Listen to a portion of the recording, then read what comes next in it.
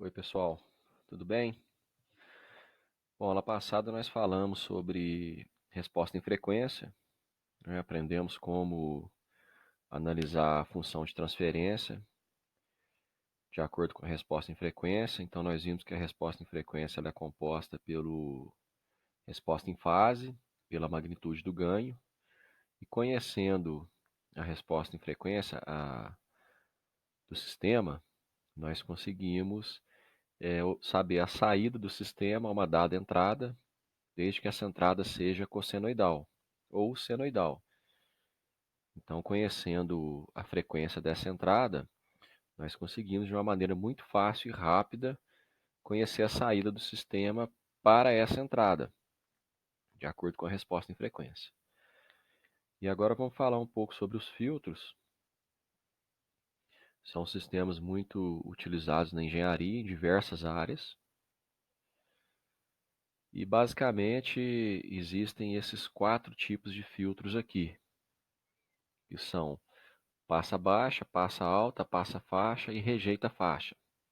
Esse rejeita faixa, quando ele está rejeitando uma única frequência e não uma faixa de frequência, ele é conhecido também como filtro NOT.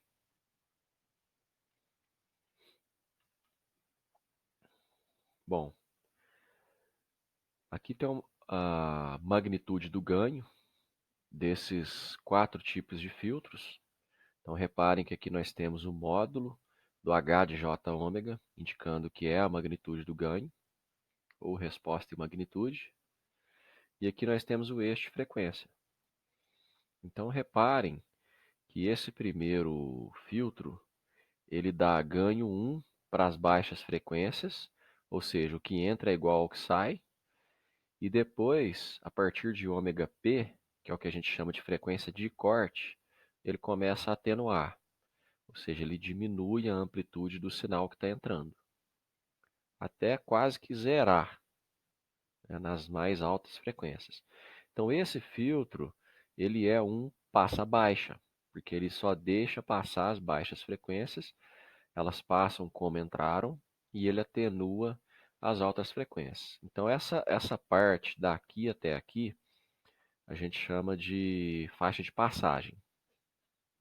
Daqui até aqui a gente chama de faixa de rejeição, e esse intervalo a gente chama de faixa de transição, que é onde saímos da faixa de passagem para a faixa de rejeição. Então, é a faixa de transição.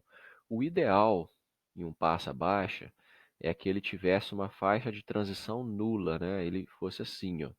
Esse seria um filtro ideal. Na prática, é impossível implementar esse tipo de filtro. É claro que quanto mais complexo for a estrutura do filtro, mais você consegue aproximá-lo de um filtro ideal.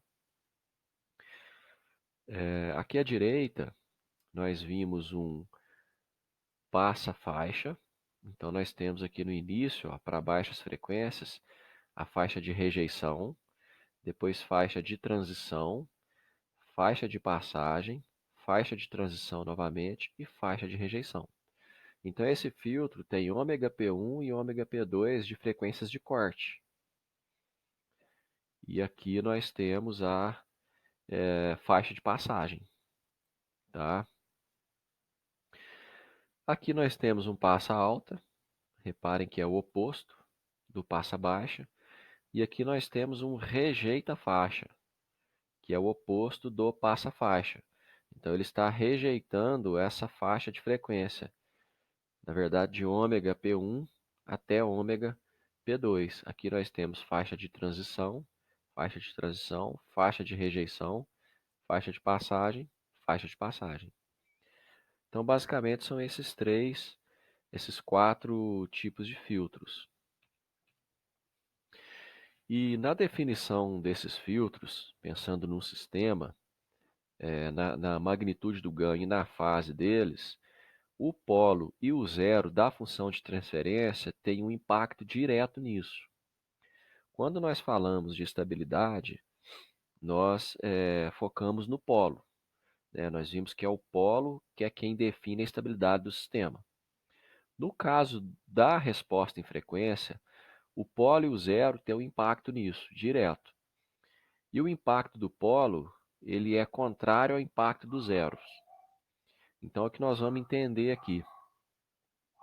Esse é um tipo de análise em que nós, a partir da função de transferência, que é o H de S, a partir dela nós conseguimos analisar o efeito dos polos na magnitude do ganho e na resposta em fase do sistema. Então, como é que a gente faz isso? Observem que o denominador da função de transferência, ele é um produto dos diversos polos. Então, tem S menos o primeiro polo, S menos o segundo polo, S menos o terceiro polo e assim por diante. Eles são multiplicados no denominador. Então, qual é o efeito de cada um desses polos na magnitude do ganho? O efeito, na verdade, ele é inversamente proporcional e é baseado em uma distância.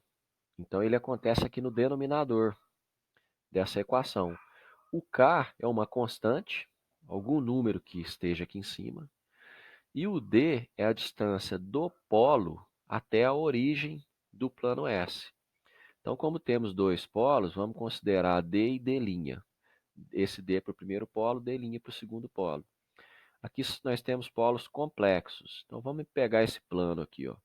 Plano imaginário, plano real. Então, nós temos este polo e este polo, certo? Aí, veja bem, o eixo imaginário, de zero para mais infinito, é como se nós estivéssemos no eixo de frequência aqui, ó, de zero para mais infinito. Porque o eixo imaginário, ele é o J ômega do plano S. Não é isso? O S ele não é sigma mais J ômega. Não é isso? Então, o plano imaginário é o J ômega. Então, esse eixo ômega está relacionado com esse eixo aqui. Então, se eu estou em zero aqui, eu estou em zero aqui. Se eu vou para infinito aqui, eu vou para infinito aqui. É uma relação direta. Então, basta olhar para essa equação aqui, ó, e analisar o polo. Olha só, quando eu estou em zero, eu tenho a distância desse polo até aqui, tenho a distância desse polo até aqui, sendo multiplicado no denominador. Então, é K dividido por esse resultado. Vamos supor que eu tenho esse valor aqui, ó, em zero. À medida que eu ando aqui, ó. Quando eu ando aqui, eu estou diminuindo essa distância numa proporção bem maior do que eu estou aumentando essa distância.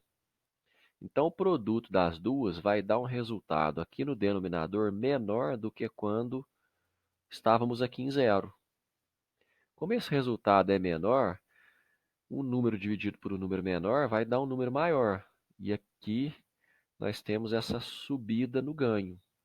Quando chegamos aqui ó, em ômega zero, estamos aqui, ó. Em ômega zero é onde esse D é o menor possível. Portanto, esse produto também é o menor possível. Se esse produto no denominador é o menor possível, essa equação aqui, o resultado final dela, vai ser o maior possível nesse instante. Por isso que aqui nós temos um pico. À medida que esse ômega aumenta para mais infinito, ambas as distâncias aumentam infinitamente. Então, eu tenho duas coisas infinitas sendo multiplicadas no denominador. O resultado é um denominador no infinito. E qualquer coisa dividido pelo infinito tende a zero. Então, esse é o resultado. Então, com essa análise da posição dos polos, nós temos essa reprodução de magnitude do ganho, que é uma estimativa, que pode nos ajudar e ajuda muito na hora de análise de filtros. E na fase, o comportamento dá para ser analisado da mesma maneira. Quando estamos aqui em zero, ó, temos essa fase θ1, que é uma fase negativa. Quando estamos aqui, ó, temos essa fase, que é uma fase positiva. Então, negativo mais positivo dá zero.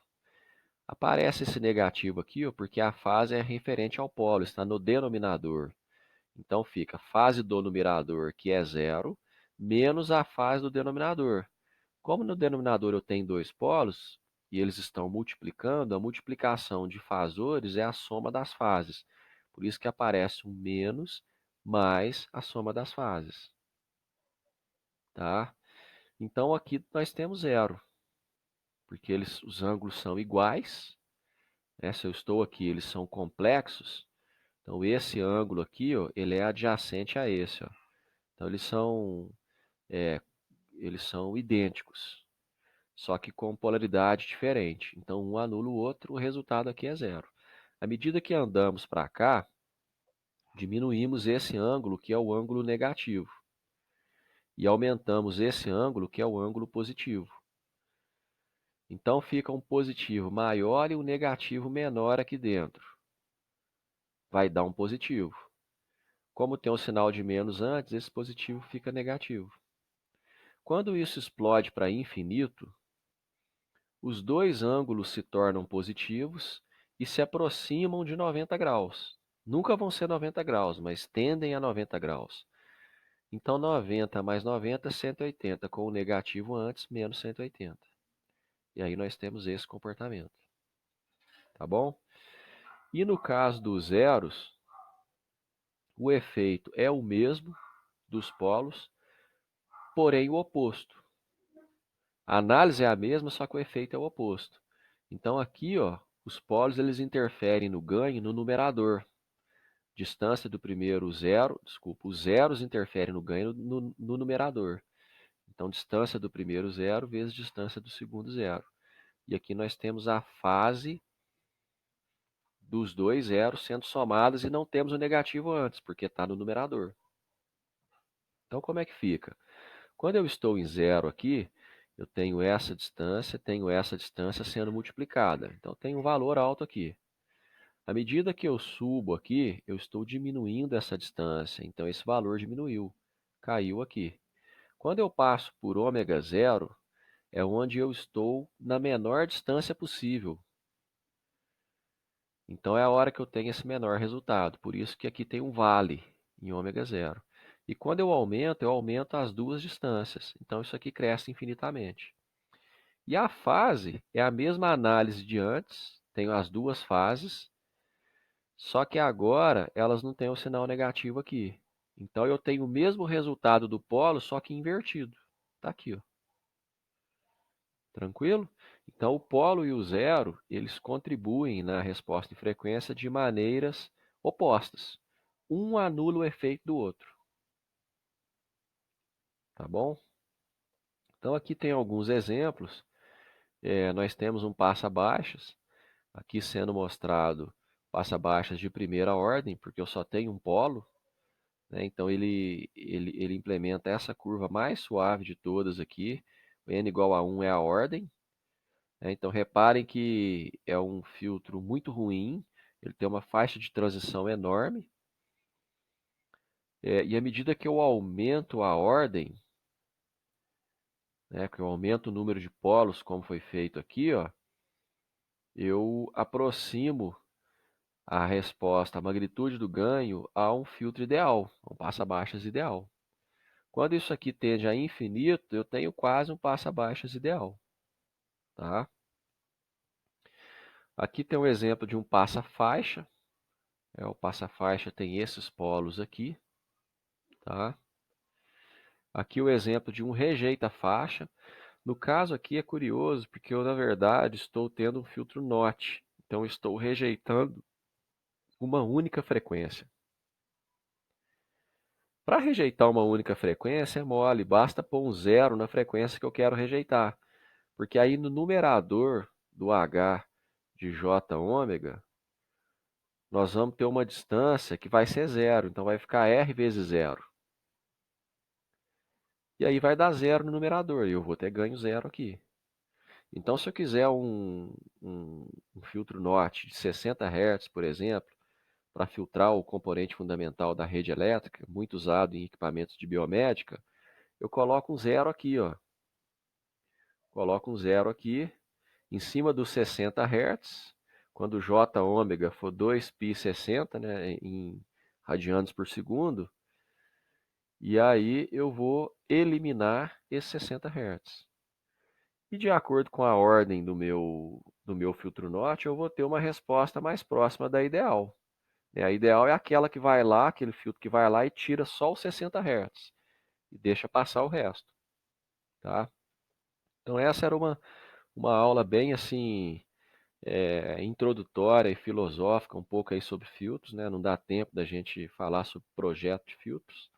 É mais para a gente entender como analisar o efeito dos polos e zeros na magnitude do ganho na fase e também relacionar isso com filtros, que aí dá para a gente ter uma interpretação bem legal aí na hora de analisar a resposta em frequência das funções de transferência dos diversos filtros que vamos analisar daqui em diante. Tá bom? Então ficamos por aqui. Na próxima aula vamos falar sobre diagrama de Bode. Um abraço.